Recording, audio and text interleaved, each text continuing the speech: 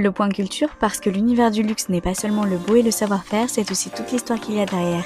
Bonjour à tous, je suis Émilie Chenot, journaliste et je serai votre hôte sur ce podcast. Si je vous parle de chaussures, de l'escarpin Kate ou Pigalle, ou plutôt de la semelle rouge. Ah, vous voyez de qui on parle. Évidemment, c'était dans le titre, mais je voulais un peu ménager le suspense. Et pour le mois de septembre, j'ai décidé de vous parler de la vie et de l'art d'un créateur de souliers que j'apprécie, tout particulièrement, Christian Louboutin. Christian Louboutin est né en 1964 dans une famille bretonne et il va vivre à Paris durant toute la majeure partie de sa vie. Il est d'ailleurs le petit dernier de la famille avec 3 sœurs toutes âgées de plus d'une dizaine d'années et c'est à l'adolescence que son goût prononcé pour les souliers commence. En effet, Christian Louboutin n'a que 12 ans quand il commence à se rendre au théâtre et se fascine pour l'art du spectacle. Mais finalement, c'est lors d'une visite au musée des arts d'Afrique et d'Océanie qu'il met un dessin sur son avenir. Un panneau interdisant les talons aiguilles le marque et il ne cesse de le dessiner. Devenant de plus en plus présent dans sa vie et ses croquis, le jeune Christian Louboutin était loin de se douter que la vision de ce panneau allait fonder sa carrière. Alors évidemment, son père adoptif lui a permis d'avoir ce sens du détail primordial dans son savoir-faire Louboutin qu'on va aborder par la suite.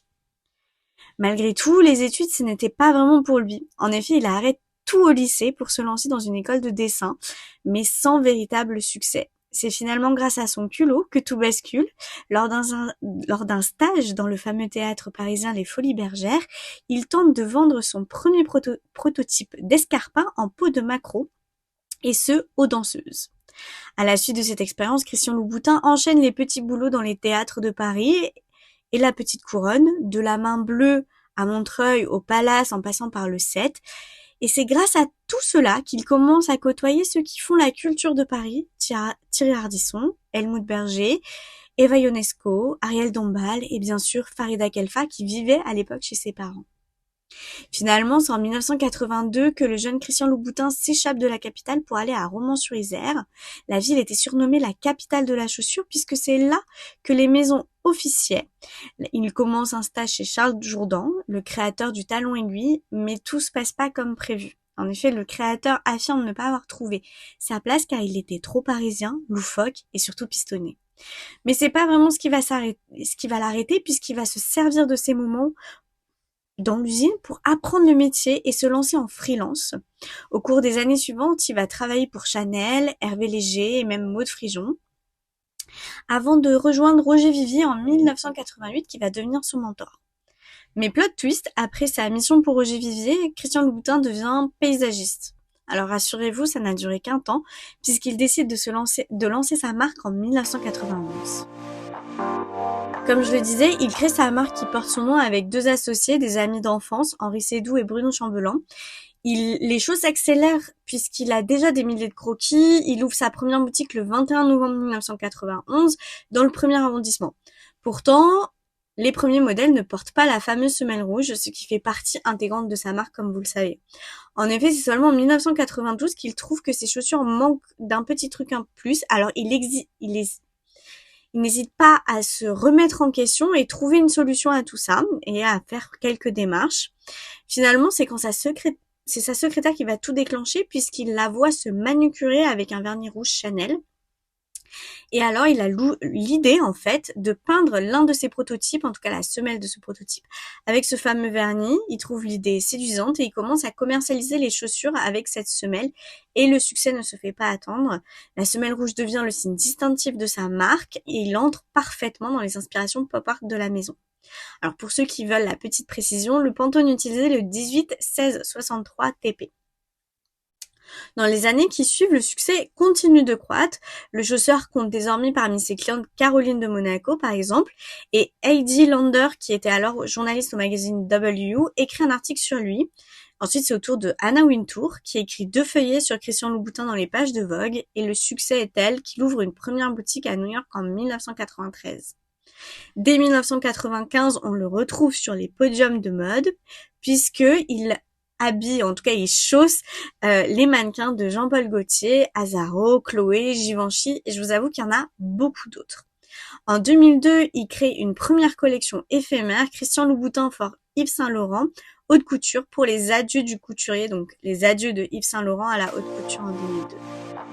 On le sait, Christian Louboutin est un perfectionniste, comme je le disais, grâce à son père ébéniste. Allié à cela son savoir-faire acquis auprès des plus grands chausseurs, le créateur continue de choisir les meilleurs matériaux pour ses souliers qui viennent notamment de France et d'Italie. D'ailleurs, tous les souliers sont fabriqués en Italie, à Toscane pour les baskets et en Campanie pour les souliers. La pose de semelle rouge, elle, se fait à Milan directement. Alors ce n'est pas un très très grand atelier, ne vous attendez pas à des usines, c'est plutôt familial. En fait, il n'y a qu'une trentaine d'artisans qui se transmettent le savoir-faire de génération en génération. Et la création du soulier va commencer par le dessin et le prototype envoyé par Christian Louboutin, qu'il a évidemment validé avant de lancer toute la production. Et alors, il faut pas vous attendre à des rythmes dignes d'une usine puisque ce ne sera pas le cas. Il n'y a pas de robot, il n'y a pas de machine et tout est fait à la main. Chaque chaussure est faite à la main, même les chaussures qui ne sont pas sur mesure. Du coup, chaque artisan a un poste de travail qui lui est dédié. Tout est minutieux et de la réception du prototype en fait, qui commence par la création de la chaussure, par la découpe du cuir, la première découpe de cuir, jusqu'à la dernière finalisation, il faut compter entre 4 et 6 jours de fabrication selon les modèles. Ça peut aller plus loin évidemment pour le sur-mesure, pour des modèles un peu plus techniques. Alors, outre le fait de faire des chaussures pour femmes, Christian Louboutin s'est rapidement lancé dans le marché pour hommes, en voyant l'opportunité que ça pouvait lui donner. Mais il ne s'est pas arrêté là, en effet, il a également lancé une collection de petites maroquineries, et depuis 2014, il est possible de se maquiller les lèvres et les ongles en rouge Louboutin. 2 ans plus tard, il a continué dans sa lancée avec une première gamme de parfums, avant de sortir des produits de maquillage pour les yeux. Évidemment, en plus de tout ça, Louboutin multiplie ses partenariats de choix, évidemment de choix, avec notamment La Durée, Barbie. Et en 2012, il a même créé une pantoufle de verre à l'occasion de l'anniversaire de Cendrillon. En plus de sa présence sur les podiums et les nombreux articles d'Anna Wintour, Christian Louboutin a beaucoup fait parler de lui grâce aux célébrités. En effet, si Caroline de Monaco faisait partie de ses premières clientes, c'est presque tout Hollywood qui a finalement craqué pour les semelles rouges au fur et à mesure des années. Les chaussures de Christian Louboutin sont apparues dans de nombreuses séries et de films américains, que ce soit dans Sex and the City, Le Diable s'habille en Prada, Gossip Girl et même Murder. Le fait que sa semelle soit rouge est reconnaissable de tous et entretient en fait une sorte d'influence sur le public, ce qui lui a permis en fait d'élargir ses ventes. Ça a été une belle mise en avant qui se fait également sur les tapis rouges puisqu'il chausse des personnalités telles que Lady Gaga, Blake Lively et même Zendaya, notamment là pour la tournée de Challenger, c'était de Challenger et de Dune, c'était souvent des chaussures Louboutin. Et depuis 2010, Louboutin collabore aussi avec des artistes sur scène. Alors le premier a été Mika, puisqu'il lui a demandé de créer des chaussures pour sa première tournée. Et en 2021, par exemple, le groupe Måneskin a arboré également des chaussures Louboutin qui ont fait le tour du monde en tout cas le tour de l'Europe grâce aux images de l'Eurovision.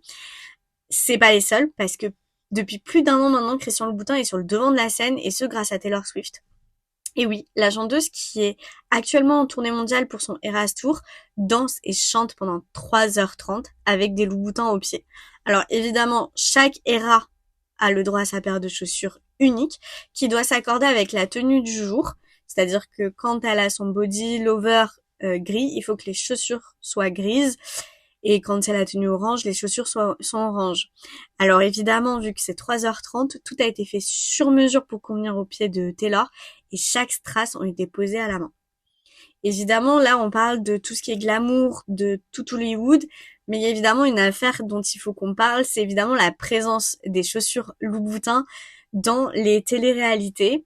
En effet, en 2018, il y a eu une petite guerre qui a été déclarée entre la maison Louboutin et la télé-réalité, puisque Louboutin a assigné en justice Banijay, qui est donc le groupe qui s'occupe des téléréalités comme les Marseillais et je crois beaucoup d'autres programmes sur W9.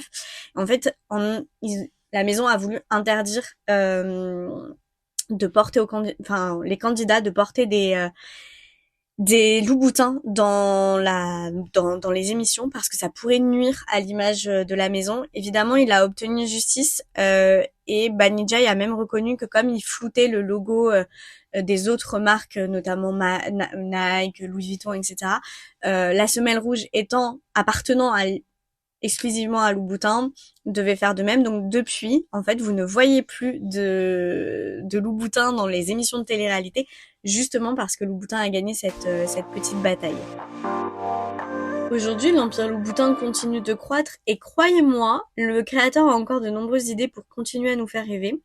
Et comme les maisons de mode, chaque année, Christian Louboutin présente sa nouvelle collection lors d'une soirée exceptionnelle qui met évidemment en avant son goût pour le théâtre. Et franchement, j'ai déjà hâte de voir ce qu'il nous réserve pour 2025 en connaissant ce qu'il a fait en 2024 et 2023.